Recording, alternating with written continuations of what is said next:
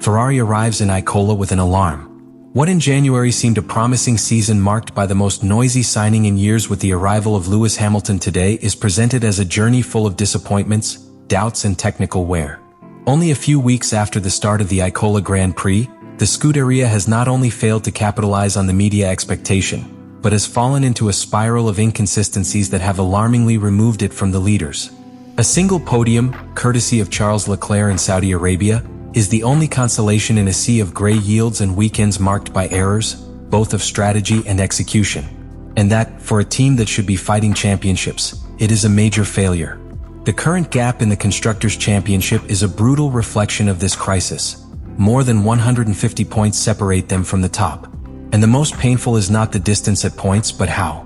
In circuits like Miami, where they should have been protagonists, they ended up engaged in marginal struggles against Williams, a team that last year was not even part of the conversation among the greats.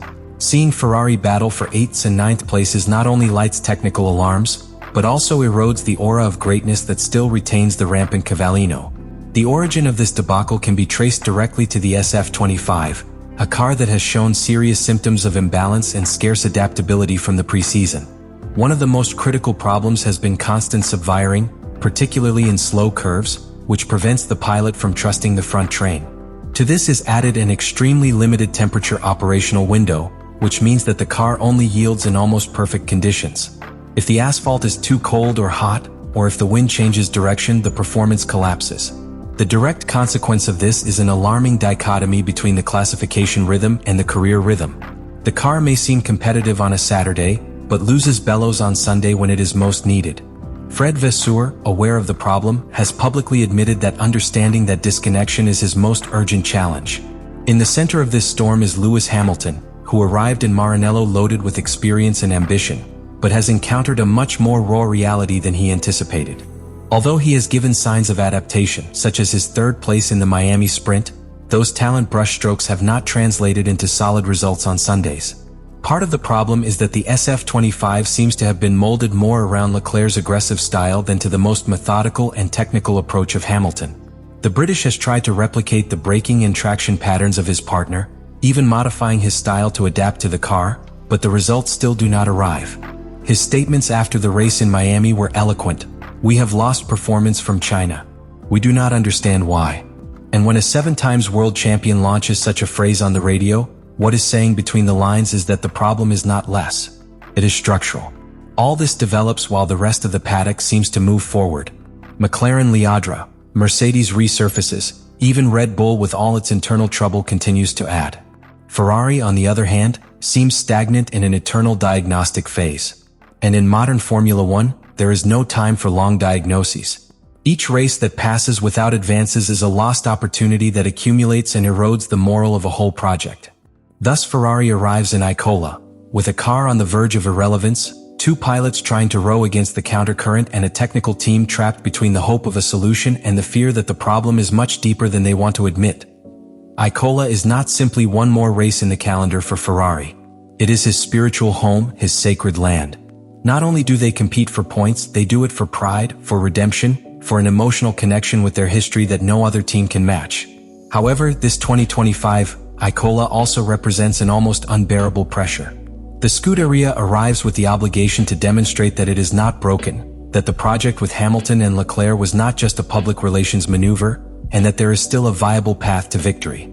Because if the SF25 does not give clear signs of improvement this weekend, the season could be irremediably lost before the championship equator even arrives.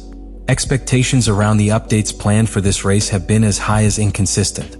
At the beginning of the year, there was talk of a significant transformation of the SF25 that would include deep aerodynamic changes in pontoons, soil, and suspension.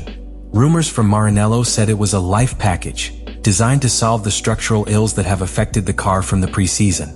However, Fred Vasseur's latest statements have deflated any premature euphoria. The team's own director has admitted that what they will bring to Imola will be a small step and not a revolution. He speaks more of looking for the ideal commitment to this car than to find a definitive solution. And that, for the Tifosi, sounds more to resignation than to hope. This nuance in the speech reveals a deep dilemma. Internally, Ferrari seems trapped between 2 equally risky decisions. continue to bet on this concept of car with the risk of prolonging mediocrity, or accepting that the SF25 was born with structural errors and starting to design in parallel a new approach for 2026. The problem is that each update that does not deliver results only aggravates the perception that the team is reacting late. And in Formula One, perception is often transformed into reality, because the margin of error does not exist. Every weekend is a battle not only against the rivals, but against the clock and the technical uncertainty itself. Meanwhile, in the paddock there are murmurs. There is talk of a lack of correlation between the data of the wind and track tunnel, design decisions taken with haste, and an environment where pilots are forced to compensate defects that do not correspond to them. Lewis Hamilton, although still diplomatic, has suggested his discomfort. Its frustration is not with the team, but with the lack of clear direction. In Miami, his comments pointed out that the car has potential, but there is something that breaks them. That something still has no name, and that makes it more dangerous. The media pressure, the historical weight of Imola, the absence of results, and the latent threat of a second consecutive year without real progress create a perfect storm. Ferrari is at a crossroads. You cannot afford another weekend blank. Because if the improvements do not work and the performance does not appear, the conversation will no longer be about how to win in 2025.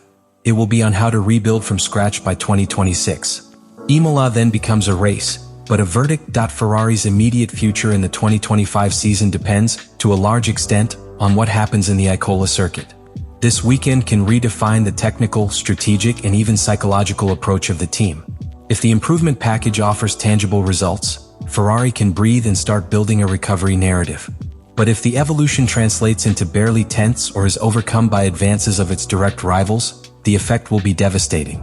The team runs the risk of falling into a spiral of technical patches and desperate reactions, repeating a pattern that has hurt Maranello for more than a decade. And the worst part is that this scenario is not hypothetical. It has already begun to hint from the failed correlation tests and the poor recent results. The scenarios bifurcate dangerously.